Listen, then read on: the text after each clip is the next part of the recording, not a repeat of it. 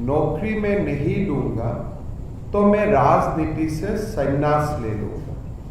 ये बात कभी हमने नहीं बोला और हमने हेमंत सोरेन जी को प्रेरित भी नहीं किया था कि आप ऐसा बात बोलिए। लेकिन आपने ये बात कहाँ बोला? वीर शहीद निर्मल महतो की आप जो समाधि स्थल है, समाधि स्थल जाके आपने पन लिया कि 5 लाख नौकरी में नहीं दे पाऊंगा तो मैं राजनीति से संन्यास लूंगा। आज मैं हेमंत सोरेन जी को पूछना चाहूंगा कि और 1 महीना का इंतजार करेगा कि अगले 2-1 दिन में ही आप राजनीति से संन्यास ले लेगा। इसलिए मेरा जितना जानकारी है नवंबर में चुनाव होना है, अक्टूबर में झारखंड का जो शासन लगभग इलेक्शन कमीशन का हाथ में चला जाएगा। आपका हाथ में सितंबर महीना है, आप सितंबर महीना में भी पूरा प्रयास कीजिए, लेकिन कम से कम आपका रिटायरमेंट डेट हमें बता दीजिए कि हम 3 सितंबर को या 2 अक्टूबर को, गांधी जयंती का दिन होगा, अच्छा होगा, आप राजनीति से संन्यास लेने का आपका ही जो निर्णय था इसको आप विधिगत रूप से आप इसको क्रियान्वित करने का काम कीजिए।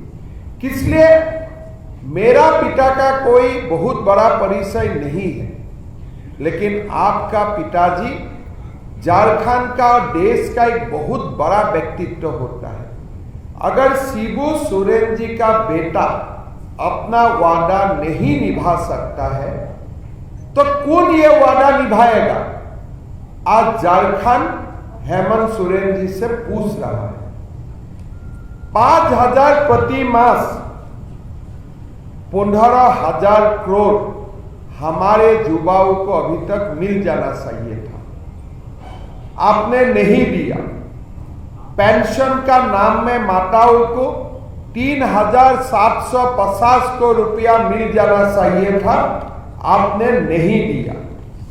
50,000 गारंटी फ्री लोन का अनुसार हमारे युवाओं को अभी तक 2.5 लाख, महिलाओं को 2.5 लाख करोड़ मिल जाना चाहिए था, आपने नहीं दिया। 50 लाख महिलाओं को 16 भत्ता 2,000 रुपया से 60,000 करोड़ मिल जाना चाहिए था, आपने नहीं दिया। सोने का सिक्का 300 करोड़ रुपया लोगों को, माताओं को, नवविवाहिता को मिल जाना चाहिए था, आपने नहीं दिया। 1,80,000 करोड़ रुपया झारखंड का परिवारजनों को मिल जाना चाहिए था 72,000 रुपया का हिसाब से, आपने नहीं दिया। आज आप क्या कर रहा है? अभी अब मैया योजना लेके आ रहा है। मैया योजना में जितना खर्चा हो रहा है उतने ज्यादा खर्चा आपका जर्मन हैंगर में हो रहा है। जितना पैसा आप मैया योजना में दे रहा है उससे ज्यादा पैसा आपका फोटोग्राफ प्रिंटिंग में जा रहा है। आज सुबह मेरा सौभाग्य हुआ खिजरी असेंबली में जाने का, हुआंगहाटू गांव में। मैंने माताओं को पूछा क्या आपने बालू फ्री मिला? सबने बोला ना, 1 केजी भी बालू हमने नहीं मिला। और गांव का आदिवासी माताओं हमको बोल रहा था कि आज हर बालू का CFT 5,500 से 6,000 रुपया तक जा चुका है। मतलब अब देने का तो नाम नहीं है, लोगों से आप पैसा खींच रहे हैं। ये जो 5,500 6,000 रुपया बालू का CFT हो रहा है, ये पैसा किसका पॉकेट में जा रहा है? वादा था तो देने का, वादा था आप पैसा देगा लोगों को, वादा था आप स्कीम लोगों को बांटेगा, आप नौकरी बांटेगा, लेकिन आज आप नौकरी नहीं बांट रहा है, आज आप बालू से, आज लोगों से आप पैसा आप खींच रहा है। लोगों से एक प्रकार से मैं बोलना नहीं चाहता हूं, लेकिन सरकारी हिसाब से आज झारखंड वासियों का ऊपर डकैती हो रहा है। सरकार लोगों को डकैती कर रहा है, जो होना नहीं चाहिए था। मैं हेमंत सोरेन जी को पूछना चाहूंगा, क्या आप 2 सर गांव में जाएगा और लोगों को पूछेगा क्या बालू फ्री मिल रहा है कि नहीं मिल रहा है?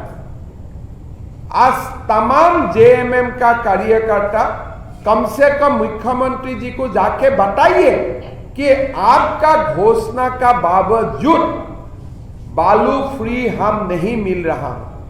क्या ये झारखंड में एक माफिया का प्रभाव मुख्यमंत्री से भी ज्यादा होते हैं? मुख्यमंत्री जी बोल रहे बालू आपको फ्री मिलेगा, माफिया बोल रहा है मैं आपको फ्री देने नहीं दूंगा। माफिया का चल रहा है, मुख्यमंत्री जी पीछे हट रहा है, अभी बालू का बारे में कुछ नहीं बोल रहे। जब मैंने घुसपैठियों का मुद्दा उठाया उनको अच्छा नहीं लगा। आज रांची से डॉक्टर को अल कायदा का साथ इन्वॉल्व होने के लिए डॉक्टर का गिरफ्तारी होते हैं। झारखंड हाईकोर्ट बोलते हैं घुसपैठी हो रहा है, फंडामेंटलिज्म का काम बढ़ रहा है, आपने ध्यान नहीं दिया। लेकिन आज क्या हुआ? रांची शहर से ही डॉक्टर अरेस्ट होते हैं कि अल कायदा इंडियन सब कॉन्टिनेंट का साथ जुड़े हुए था, जिहाद फैलाने का कुकर्म झारखंड में शुरू कर रहा था। बंधुगण, आज झारखंड में ऐसा हालत है कि आप पूछ भी नहीं सकते। झारखंड का युवा लोग आया, युवा आक्रोश रैली करने के लिए कि भाई हमें नौकरी कब मिलेगा। उनको उत्तर कैसे मिला?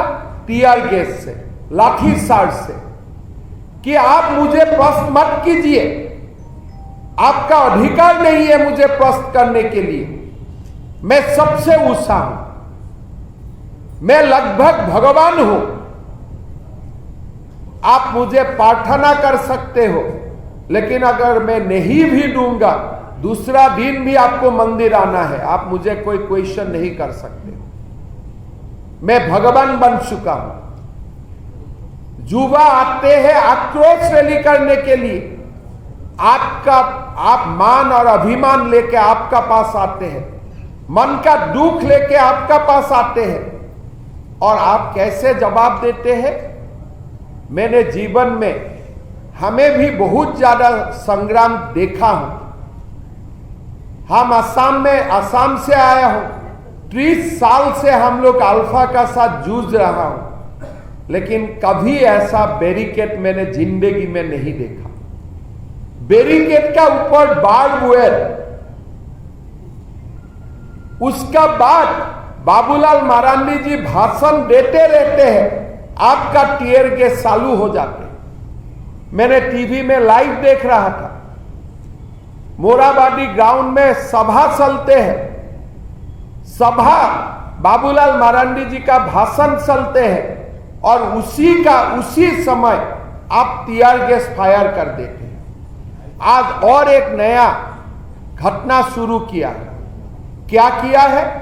युवा आक्रोश रैली का नाम, रैली में अंश लेने का कारण हमारे 55 कार्यकर्ता 52 कार्यकर्ता का ऊपर एफआईआर लॉस किया जाते हैं। कोई आपत्ति नहीं है। बाबूलाल मरांडी जी, संजय सेठ, अर्जुन मुंडा, भानु प्रताप शाही, अमर बावरी, आदित्य साहू, दीपक प्रकाश, अभयकांत प्रसाद, प्रदीप वर्मा, विद्युत बरन महातो, मनीष जायसवाल, नीलकंठ सिंह मुंडा, मीरा यादव, सबका ऊपर एफआईआर दर्ज हुआ है। मेरा कोई आपत्ति नहीं है। झारखंड का युवाओं का अधिकार के लिए हमारे लोग जेल जाना है, जेल भी जाएगा। लेकिन सबसे बड़ा काम क्या किया? 12,000 अज्ञात लोगों का खिलाफ भी एफआईआर दर्ज कर दिया गया है। मतलब क्या है? अगर हेमंत सोरेन सरकार आते हैं, नहीं आते हैं, लेकिन मैं खाली एक आर्गुमेंट के लिए बोल देता हूं, हर युवाओं को जो भी आवाज उठाएगा पकड़ के यही केस में गिरफ्तार कर दे। मतलब सारा झारखंड का युवाओं को आज एक ब्लैकमेल का दायरे का अंदर लेके आया है। जो भी सरकार का खिलाफ कुछ भी आवाज उठाएगा, यूट्यूब में लिखेगा, सोशल मीडिया में पोस्ट करेगा, कुछ भी आवाज उठाएगा, यही केस में गिरफ्तार कर लेगा। और केस कैसा डाला है? कोई सारे सेक्शन डाला है और नॉन बेलेबल है। मतलब 12,000 कुन युवा है, कोई नाम नहीं है, अज्ञात।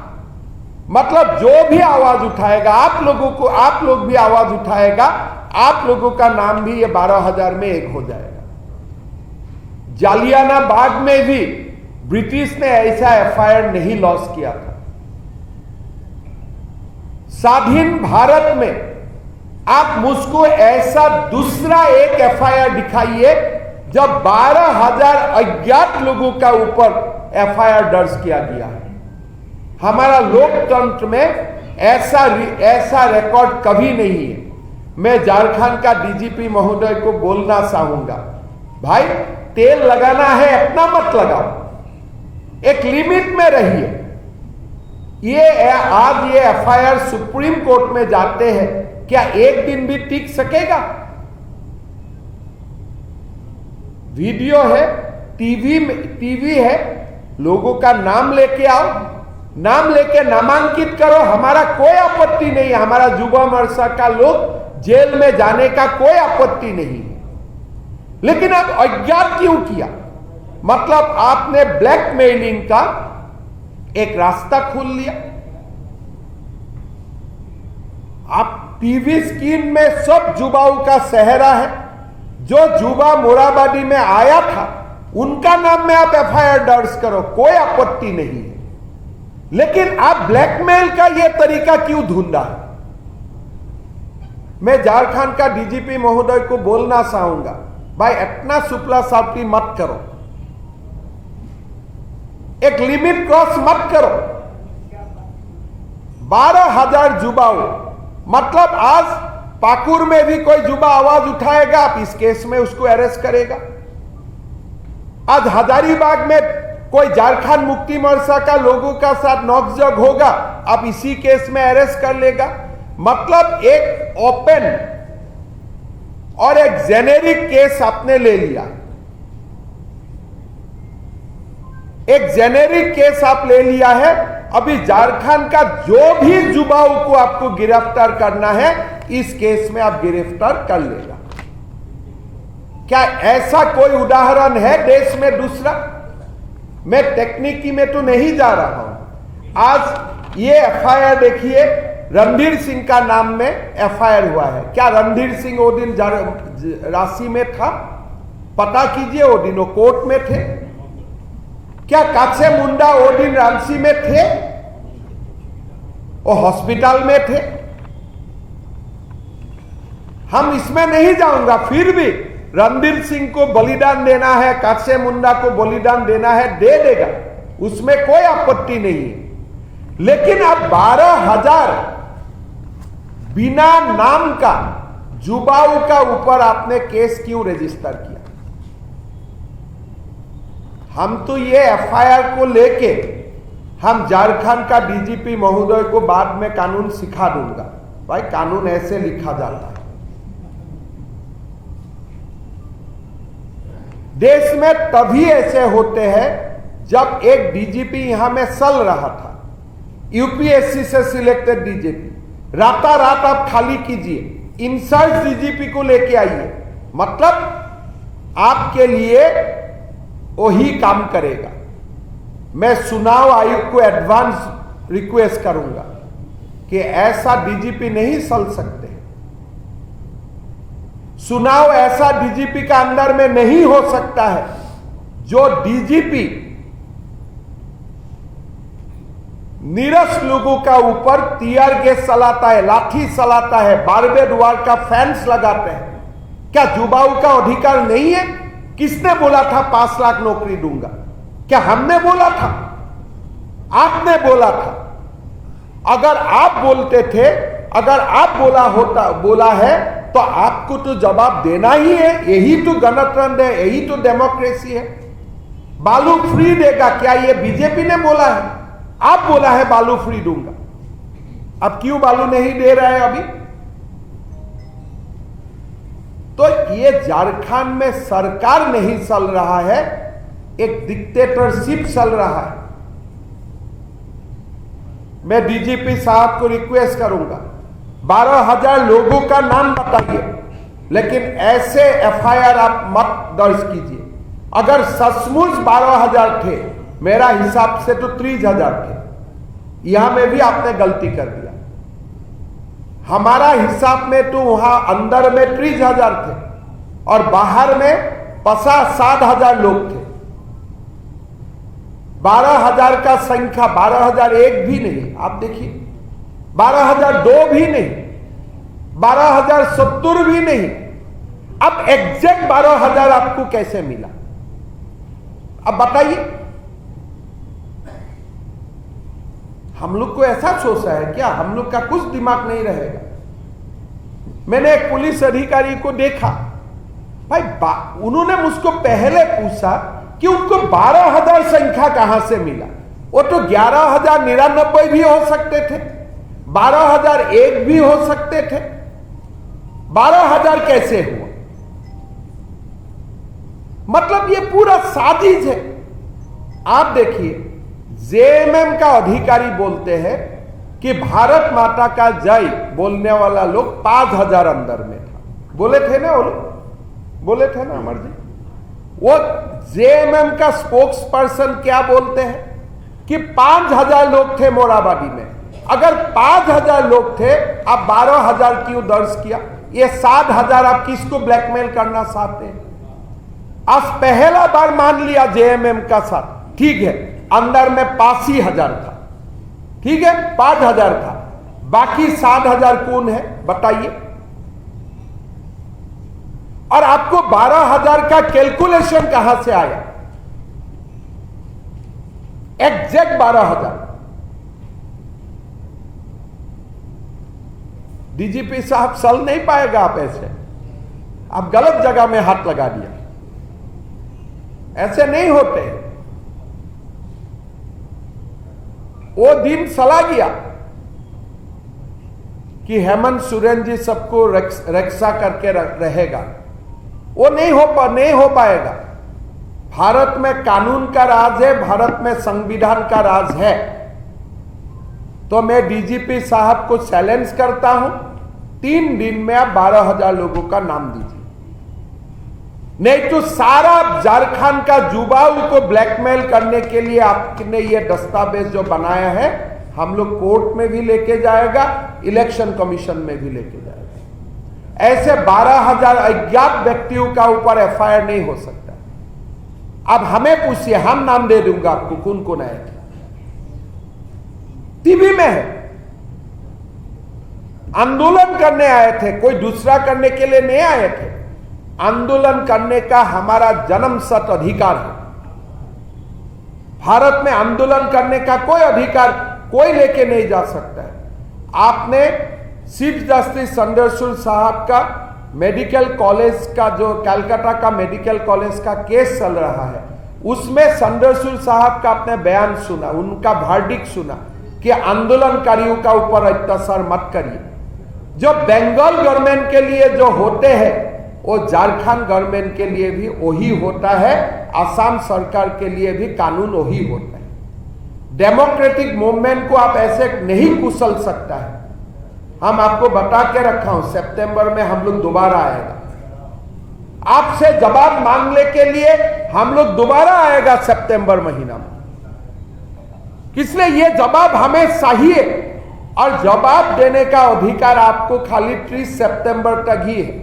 उसका बाद तो मॉडल कोड ऑफ कंडक्ट भी आ जाएगा, चुनाव आयोग लेके जाएगा। हम लोग शहीद निर्मल महातो का समाधि में भी जाऊंगा और वहां जाके हम वहां से भी जवाब मांगूंगा। हम छोड़ने वाला नहीं हूं। ऐसे युवाओं को 5 लाख नौकरी देने के लिए आपका वादा था, ये वादा